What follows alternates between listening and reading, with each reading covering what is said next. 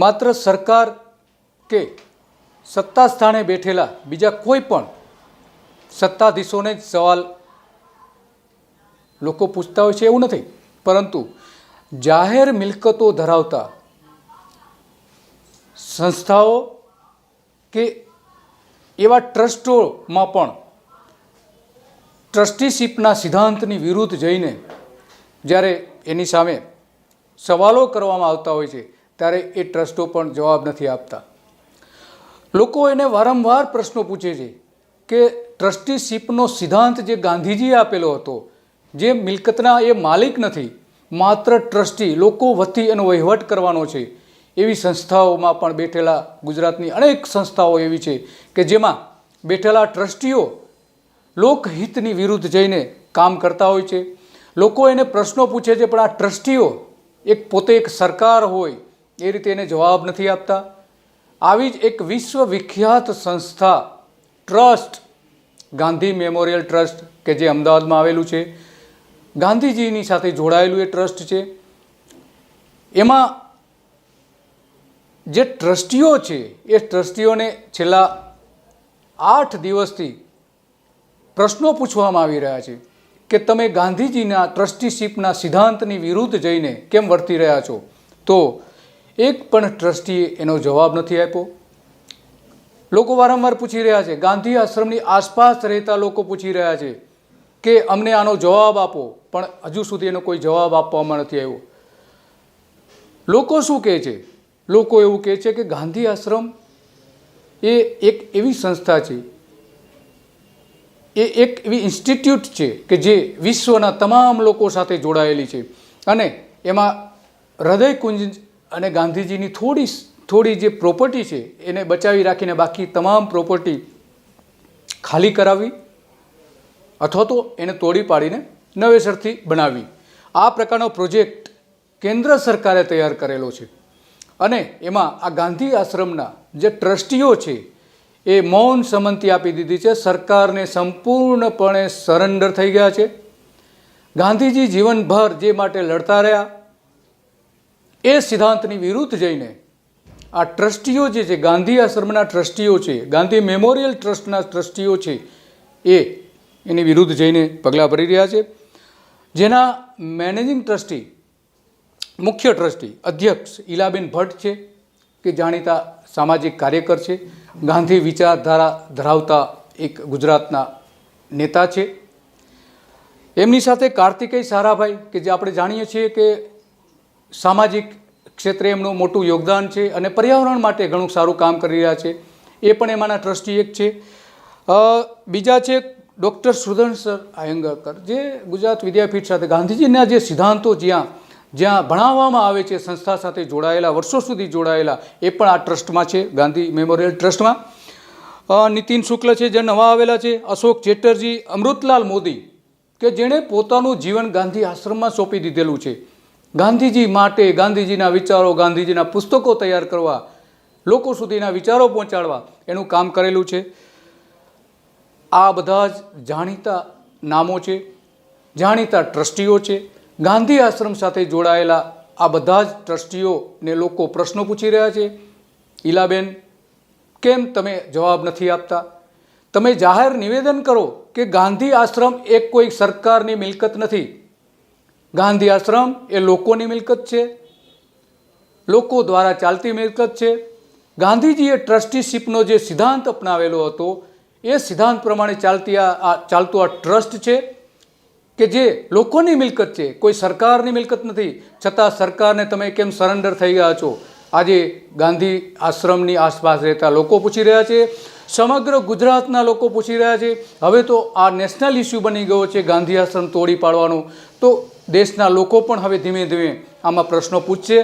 तो इलाबेन भट्ट, सुदर्शनजी, कार्तिकेय साराभाई, तमे लोकोने जवाब आपो के आ गांधी आश्रम एक कोनी प्रोपर्टी छे? शा माटे तमे सरकारने सरेंडर थई गया छो? केम सरकारथी तमे दबाई रह्या छो? गांधीजी जे सरकार सामे लड़ता हता ए सरकारना सरेंडर एना पग पकड़ी रह्या छो तमे इलाबेन। आ प्रोपर्टी संभाळवानी सौथी पहेली जवाबदारी तमारी छे इलाबेन। केम तमे સરકારને સરેન્ડર થઈ ગયા છો? કેમ સરકારની સામે કંઈ બોલી નથી શકતા? સરકાર તમારું નાક દબાવે છે. આ ગાંધીજીના સિદ્ધાંતો નથી ઈલાબેન. કાર્તિકેય સારાભાઈ, તમે સાંભળો, લોકોનો વાત સાંભળો, લોકોનો અવાજ સાંભળો. આજ સુધી તમારી સામે આંદોલનો ચાલી રહ્યા છે, પ્રોપર્ટી એક પછી એક બીજા લોકો પચાવી રહ્યા છે, છતાં તમે મૌન ધારણ કેમ કરીને બેઠા છો? અમૃતભાઈ મોદી, તમે તો ગાંધી આશ્રમને માટે જીવન સમર્પિત કરી દીધું છે. આજીવન ભેખધારી ગાંધીજીના સિદ્ધાંતો માટે તમે અમલ કરતા રહ્યા છો. આજે કેમ તમે નરેન્દ્ર મોદી સામે મૌન બેઠા છો? આજે કેમ વિજય રૂપાણી સામે તમે મૌન બેઠા છો? આજે કેમ ભારતીય જનતા પાર્ટીના નેતાઓના પગ તળે કચડાઈ રહ્યો છો? અમૃતભાઈ, તમે લોકોના જવાબ આપો. ગાંધી આશ્રમ સરકારને સોંપતા પહેલાં લોકોને તમે પૂછો, ગુજરાતની જનતાને તમે પૂછો કે આ ગાંધીજીની પ્રોપર્ટી સરકાર લઈ લેવા માગે છે, અમે એને આપીએ? પછી તમે નક્કી કરો. આ ગાંધીજીની મિલકત છે, આ સમગ્ર ગુજરાતની મિલકત છે. આ કોઈ નરેન્દ્ર મોદીની મિલકત નથી કે અમૃત મોદીની મિલકત નથી. આ તમારે લોકોને જવાબ આપો. કોઈ પણ રીતે કરીને એનો જાહેર ખુલાસો કરો કે આ પ્રોપર્ટી જે છે એમ જળવાઈ રહેશે. 100 વર્ષ જૂની પ્રોપર્ટી છે, ઐતિહાસિક પ્રોપર્ટી છે, ઐતિહાસિક મિલકત છે. ગાંધીજીના આત્મા સાથે, ગાંધીજીના વિચારો સાથે, ગાંધીજીના કર્મ સાથે જોડાયેલી આ મિલકત છે. માત્ર મિલકત નથી, જીવતા ગાંધી અહીંયા જીવે છે. આજુ પણ ગાંધીના વિચારો જીવે છે અહીંયા. એ કોઈને પણ સરેન્ડર તમે કરી રહ્યા છો. એક એવી વિચારધારાને તમે સમર્પિત થઈ રહ્યા છો કે જે ગાંધીજીની વિચારધારાને વિરુદ્ધ આજ સુધી વર્તતા આવ્યા છે. હવે જ્યારે સત્તા પર આવ્યા છે ત્યારે પરિવર્તન બતાવી રહ્યા છે, પરંતુ ત્યાં શું થશે એનો તમને હજુ અંદાજ નથી ઈલાબેન. આ આશ્રમમાં શું થવાનું છે એના માટે જો તમારે સમજવું હોય તો સરદાર પટેલનું સ્ટેચ્યુ, જે વિશ્વનું સૌથી ઊંચું સ્ટેચ્યુ બતાવવામાં આવ્યું છે, ત્યાં એક વખત તમે જઈ આવો. અને ત્યાં આ વિચારધારાના વ્યક્તિઓએ પોતાના તસવીરો મૂકીને, પોતાની તસવીરો મૂકીને, પોતાના વિચારો મૂકીને શું ત્યાં સરદાર પટેલના વિચારધારાની વિરુદ્ધ કઈ રીતે વર્તી રહ્યા છે એ તો તમે જોઈ આવો. એના કરતાં પણ ખતરનાક ખેલ અહીંયા આશ્રમમાં થવાનો છે. આના માટે ઘણા બધા સવાલો ઊભા થઈ રહ્યા છે. આજે લગભગ 200 જેટલી મિલકતો આશ્રમની આસપાસ આવેલી છે. એ તોડી પાડવા માટે અથવા તો એને રિનોવેટ કરીને ખાલી લોકોને, 200 પરિવારોને ખસેડીને એક બીજા સ્થળે વસાવવાની આખી યોજના છે. આ ગાંધીજીના વિચારોની વિરુદ્ધ છે. લોકો સહમત નથી, ત્યાં રહેતા લોકો સહમત નથી.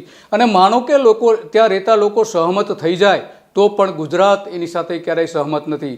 એ લોકોને તમે ફોડી શકશો, સરકાર એને તોડી શકશે, પૈસા આપીને ખરીદી શકશે, નવા મકાનો આપીને ખરીદી શકશે, નવા બંગલાઓ પણ આપી દેશે, પરંતુ ગુજરાતની જનતા એની સાથે ક્યારેય સહમત નહીં થાય. એટલે ગુજરાતની જનતા જે પ્રશ્નો પૂછી રહી છે, અમારી સમક્ષ અનેક પ્રશ્નો આવ્યા છે કે આ ગાંધીજીની મિલકત છે એને બચાવો, ગાંધીજીની વિચારધારાને બચાવો. કોઈ એક ભગવાકરણ થઈ રહ્યું છે એને તમે અટકાવો. આ પ્રકારના વિચારો આવી રહ્યા છે, પત્રો આવી રહ્યા છે, મેલ આવી રહ્યા છે, વોટ્સએપ પર પણ ઘણા બધા મેસેજીસ આવી રહ્યા છે. તો ઈલાબેન ભટ્ટ, અમૃતભાઈ મોદી, કાર્તિકેય સારાભાઈ, તમને સીધો સવાલ છે કે આ પ્રોપર્ટીને બચાવવા માટે તમે શું કરી રહ્યા છો એનો ગુજરાતની જનતાને જાહેરમાં જવાબ આપો. જ્યાં સુધી એ જવાબ નહીં આપો ત્યાં સુધી તમે પણ એમની સાથે જોડાયેલા છો એવું પ્રસ્થાપિત થશે. માટે લોકોની લાગણી સમજીને એનું જાહેરમાં સ્પષ્ટતા કરવામાં આવે એવી લોકોની માંગણી છે. અને એટલા માટે આજે ગાંધી આશ્રમ કે જે જાહેર ટ્રસ્ટ છે એને આ સવાલો પૂછી રહ્યા છે કે તમે સરકારને શા માટે આ મિલકત આપી દેવા માગો છો, એ પહેલી જાહેરાત કરો. બીજું કે કેટલી પ્રોપર્ટીનું કઈ રીતે ડેવલપ કરવામાં આવશે એની કોઈ વિગતો જાહેર કરવામાં નથી આવતી. માત્ર ને માત્ર તેના સ્થાનિક લોકોને બોલાવીને ધમકાવવામાં આવી રહ્યા છે, એને સમજાવવામાં આવી રહ્યા છે, એને લોભ લાલચ બધું જ આપવામાં આવી રહ્યું છે. તમે કેમ મૌન બેઠા છો? ગાંધી વિચારધારા ધરાવનારા નેતાઓ કેમ બધા મૌન બેઠા છે? માત્ર સ્થાનિક કેટલાક લોકો આનો વિરોધ કરી રહ્યા છે. એને હેમંત કુમાર શાહ એક જાહેર નિવેદન કર્યું હતું, મુદિતા વિદ્રોહીએ એક જાહેર નિવેદન કર્યું હતું. તો ઈલાબેન ભટ્ટ, તમે કેમ એની સામે એક જવાબ નથી આપી શકતા? તમે કેમ પ્રશ્નો નથી ઊભા કરી શકતા કે આ સરકાર જે કરી રહી છે ખોટું કરી રહી છે? એને અટકાવવાની પહેલી ફરજ તો તમારી છે, છતાં પણ હજુ સુધી એને અટકાવવામાં આવ્યા નથી. એટલા માટે કોઈ પણ રીતાબે લોકોની સાથે તમે રહો, લોકોની લાગણી સાથે રહો. કોઈ એક આશ્રમને ભગવાકરણ કરવા માગે છે એની સામે તમે એની સાથે એનો સહકાર આપી રહ્યા છો. એવું ન કરો એવું લોકોની અપીલ છે. અને બીજું કે આશ્રમની અંદર જ કેટલાક જે રાજકીય નેતાઓ છે એમણે 18 મિલકતો પચાવી પાડી છે. એ કોણ છે એ તમે જાણો છો. એને તમે આજ સુધી ખાલી કરવાની તજવીજ પણ કરી નથી. અમૃતભાઈ મોદીએ આજથી 12 વર્ષ પહેલાં જે નોટિસ આપી હતી એ પછીની એક પણ કાર્યવાહી થઈ નથી આ મિલકતો ખાલી કરવા માટેની. આશ્રમે ભાડે આપેલી મિલકતો ખાલી કરવા માટેની નોટિસ આપવામાં આવી હતી, છતાં ભગવા રંગે રંગાયેલા રાજકીય નેતાઓના પીઠબળથી એ 18 મિલકતો ખાલી નથી કરવામાં આવતી. પહેલી લડત તો તમારી ત્યાં લડવાની છે મેમોરિયલ ટ્રસ્ટના ટ્રસ્ટીઓએ કે આ 18 મિલકતો છે એ કોઈ પણ હિસાબે ખાલી કરવામાં આવે અને મેમોરિયલ ટ્રસ્ટના અંડરમાં લઈ લેવામાં. કારણ કે ગાંધીજી સીધા એની સાથે જોડાયેલા છે, ગાંધીજીની પ્રવૃત્તિ એની સાથે જોડાયેલી છે. આવી બધી સંસ્થાઓ છે.